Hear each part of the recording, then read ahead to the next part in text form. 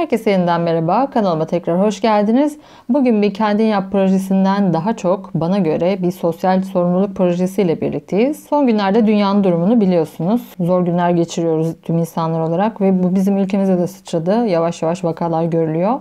Koronavirüsü, evet. Bu durumun elbette ki kısa süre içinde tamamen bitmesini ve yok olmasını istiyoruz. Herkes normal hayatına devam etsin istiyoruz. Çünkü bu korkuyla yaşamak gerçekten zor. Benim için öncesinde şöyleydi. Sanki bir bilim kurgu filminin içerisindeydim. Çünkü ben hayatım boyunca böyle bir şeyle karşılaşmadım. Ancak filmlerde gördüğüm bir şeydi bu. Ama bu bir gerçek. Bu dünyada olduğumuz için de hepimizin bir şeyler yapması gerekiyor. Bununla birlikte gördüğümüz haberlerde bazı üzücü durumlar da var maalesef. Ben bu üzücü durumları telafi etmek için bu projeyi hazırlamak istedim. Aslında bazı arkadaşlarımın benden isteğiyle, yorumlarıyla bu projeyi hazırlamaya karar verdim. Bu hastalıkla baş etmenin en temel yolu hijyen kurallarına uymak.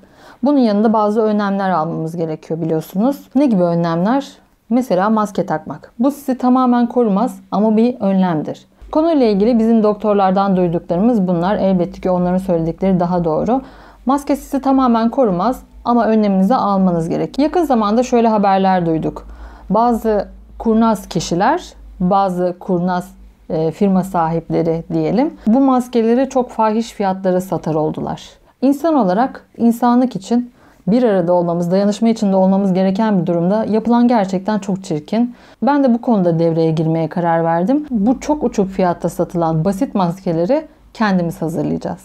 Yapımı cidden çok kolay olacak. Beni bu zamana kadar destekleyen, takip eden sizler, bunu yapacağınıza kesinlikle eminim. Sizden ricam şu: yapın ve çevrenizdeki eşinize, dostunuza, çocuklarınıza bunlardan kolayca hazırlayın ve verin. Bana bunu yapmamı önerdiklerinde hemen internete bir araştırmaya girdim. Hangi kumaş kullanılıyordu bunu bilmiyordum. Non-woven, yani dokusuz kumaş deniyormuş. Çok da bildiğimiz bir kumaş aslında. Bakın size bir örnek göstereyim. Eczanelerin verdiği promosyon çanta. Islak mendillerde kullanılan kumaşlar. Bir de gamboçlar vardır, hani takım elbise koyduğumuz, abiye kıyafet koyduğumuz kılıflar. İşte onların kumaşı. Aslında gayet de erişebileceğimiz bir kumaş. Mesela şu promosyon çantanın birçoğunuzun evinde olabileceğini düşünüyorum. Araştırmalarıma göre bunun malzemesi elyaf. Hani keçe nasıl sıkıştırılıyor, tabaka haline getiriliyor. Bu da onun gibi arta kalan elyafların sıkıştırılmasıyla oluşmuş sentetik bir kumaş. Yani şu eczanelerde satın aldığımız o basit maskelerin kumaşı bu. Tabii bu kumaşı kullanmadan önce dezenfekte etmemiz gerekiyor kesinlikle. Çünkü bunu orada burada kullandık. Yani ağzımızı kapatamayız böyle bir şeyi. Sirkeli suda bekletmek gerektiğini düşünüyorum. Yani bunun işe yarar olacağını düşünüyorum. Eğer sizin bildiğiniz başka yöntemler varsa lütfen beni de aydınlatın. Yorumlarda benimle paylaşın bilginizi. Çok isterim. Lastiğimiz var. Lastik kullanacağız. O maskelerin bir de şu burun kısımlarında bir demir parçası vardır. Kullananlarınız bilirler. Onun yerine şöyle bir şey kullanıyorum. Bu nedir? Şöyle göstereyim. Hani fırın poşetlerinin içinde çıkar. İşte o tel. Bunu kullanacağız. Bir de makasımız ve ölçmek için metremiz var. Bu kadar basit. Dikiş makinesi kullanmayacağım çünkü bunu hepimizin yapması gerekiyor. Elle dikiş uygulayacağız. Yapıştırmayı da çok doğru bulmuyorum. Yapılışını geçelim o zaman hemen. Önce çantanın kenarlarını çıkartıyorum. Kendime düz bir kumaş ayarlayacağım. Maskeyi tek kat yapacağız çünkü. Şu ortada desenli kısmı kullanacağım. Şu kısımlardan da çalışabiliriz. Bunları atmak yok. Hemen böyle katladım. Kabataslak ölçüsünü alıyorum. 27 santim civarı. Boyu da 18 santim civarında. Şu kısmı üstte kullanacağım. Ve buraya bir tane şu az önce bahsettiğim telden koyuyorum. Ve bu kısmı dikeceğim.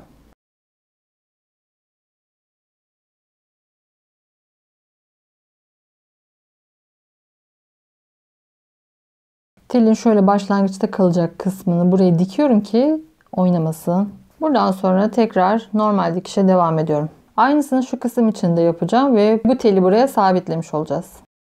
Şimdi ortasındaki pileleri yapacağım. Şöyle 1 santim kadar ilk pileyi yapıyorum.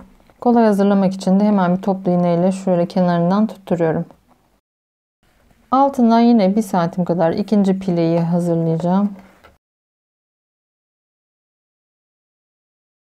Hemen şu yan kısımlarını da şu kadar içine kıvırarak dikiyorum. İki ucu da diktim. Hemen şu iğneleri çıkartıyorum buradan. Benim kulak ölçüme göre 20 santim kadar lastikler kestim.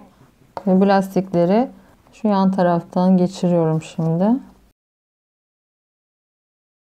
Şimdi buradan da bu iki lastiği birbirine dikeceğim. Sonra bu diktiğim kısmı da şöyle şu iç tarafa doğru geçirerek sakladım. Aynı şekilde diğer tarafı da yaparak bitiriyorum. İşte bu kadar basit. Nasıl takıyoruz hemen onu da göstermek istiyorum size.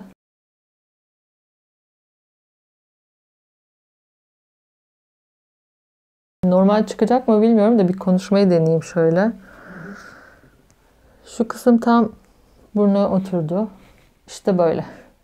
Ne zaman buna benzer üzücü durumlar yaşasak maalesef bazı insanlar bu durumdan haksız kazanç elde etmeye çalışıyorlar. Bunların azalarak bitmesini diliyorum. Bizler birlik olup bütün her şeyin üstesinden gelebileceğimizi biliyoruz. Umarım tekrar normal yaşantımıza devam edeceğiz. Hepinize sağlıklı, güzel günler diliyorum. Hoşça kalın.